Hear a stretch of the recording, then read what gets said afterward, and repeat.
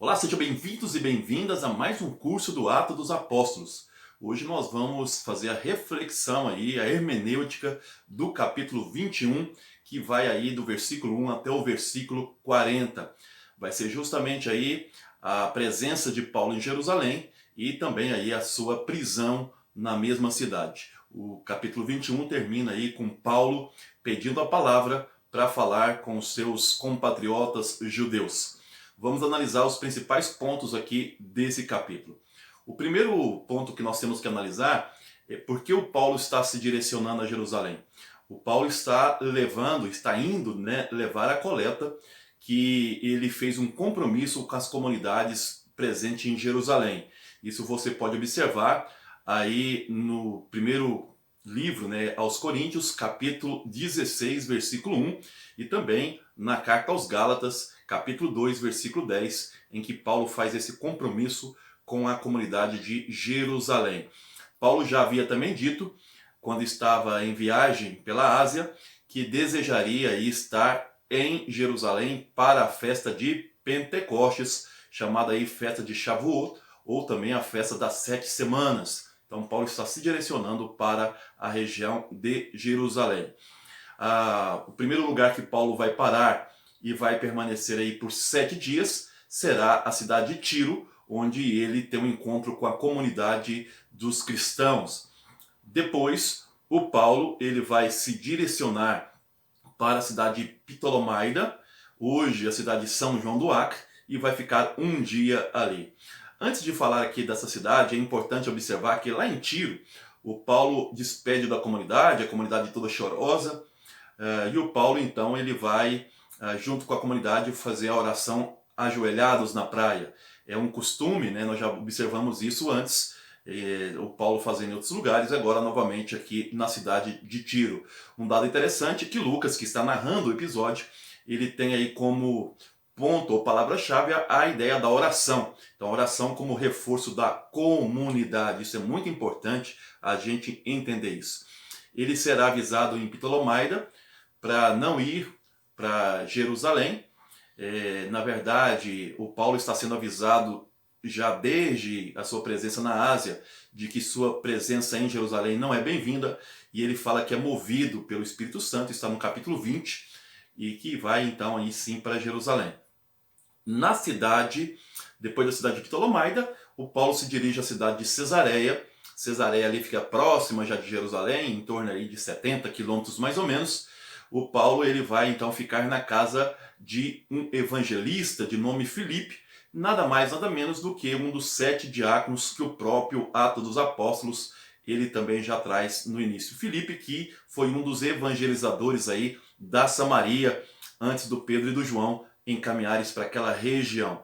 Ali nós ficamos sabendo que o Filipe tem 4 filhas que são virgens, consagradas e que são aí profetisas. É um dado interessante de uma das funções da comunidade antiga.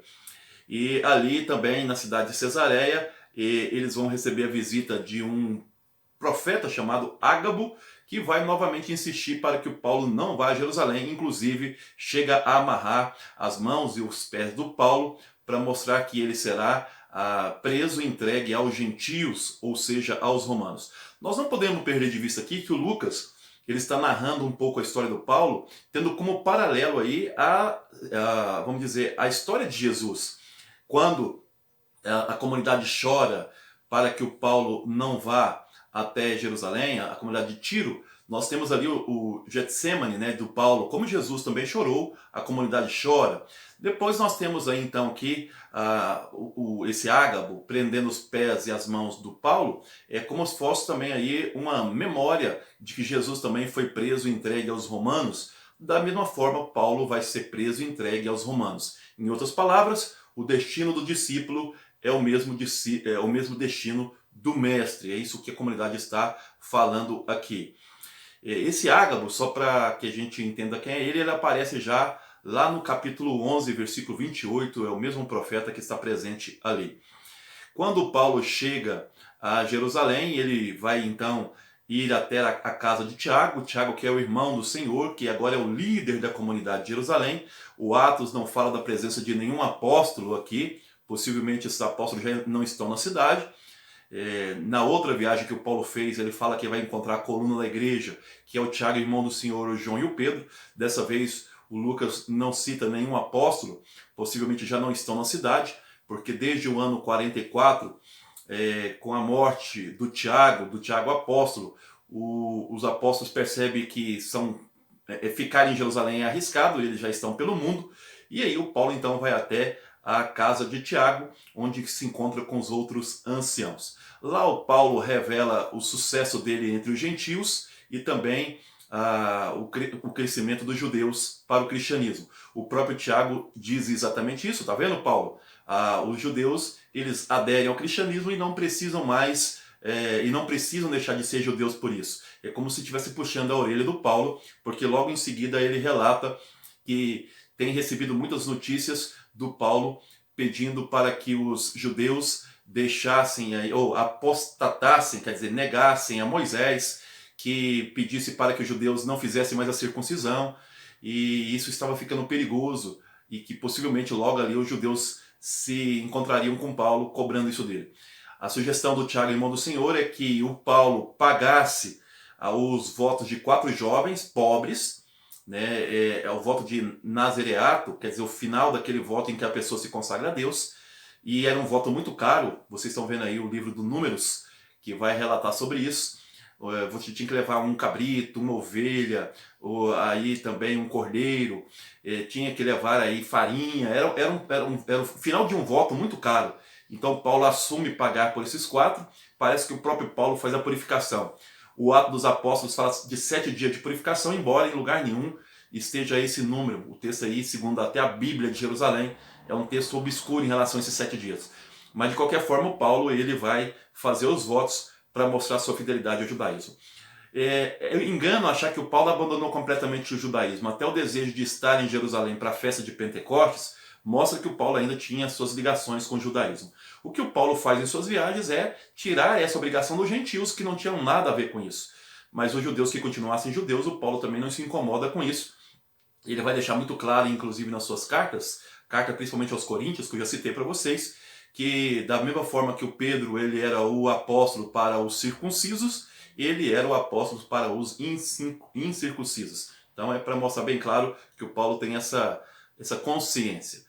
O fato é que quando ele está lá no templo, ele é reconhecido por judeus da Ásia, possivelmente de Mileto, e aí ele vai ser acusado aí de falar contra o templo, de pregar contra as leis judaicas e de falar mal aí, inclusive, do judaísmo, o que possivelmente seja apenas uma calúnia. Um dado interessante, lá na Ásia, em Mileto, foi um judeu que salvou Paulo da acusação de falar mal contra Ártemis. Agora aqui os judeus colocam Paulo em situação complicadíssima em relação a esse processo.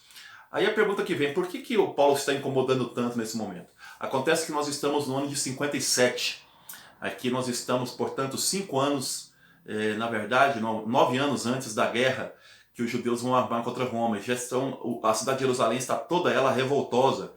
E qualquer elemento que vem de fora significa uma ameaça contra o judaísmo. O Paulo, ao pregar para os gentios, ele significa aí uma espécie de antijudaísmo. Então o Paulo é persona não grata agora em Roma, em Jerusalém. O outro dado interessante, portanto, é que qualquer fala religiosa contra o judaísmo se coloca aí fala favoráveis a Roma contra os judeus. Então Paulo está num momento muito difícil ali em Jerusalém. Ele vai ser preso, conta aí o Ato dos Apóstolos que ele vai apanhar muito, quem salva ele é um tribuno, juntamente com uma corte, com uma guarda romana, que vai salvar o Paulo. Os soldados têm que levar ele no braço porque ele está apanhando muito, e nesse momento então ele vai ser colocado numa escada, e nessa escada então ele fala em grego com um soldado romano, que confunde ele inclusive com aquele egípcio que levantou aí um grupo de 4.000 revoltosos, sicários contra Roma. E logicamente que o Paulo não é essa pessoa. Quem cita essa questão desse egípcio vai ser aí o Flávio Josefo no livro chamado A Guerra Judaica. Aqui outro ponto importante que nós temos que ressaltar é que o Paulo ele vai finalizar, pelo menos o Lucas finaliza esse capítulo 21 dizendo que o Paulo quer falar com seus irmãos em língua hebraica. Possivelmente ele fala em aramaico, mas aqui o texto da Bíblia de Jerusalém fala de hebraico. Um dado que eu queria colocar ainda interessante é a acusação do Paulo, além dessa questão de falar mal do judaísmo, das leis, do Moisés, do templo, foi de introduzir um grego no pátio do templo, que era algo inadmissível, que podia causar inclusive morte.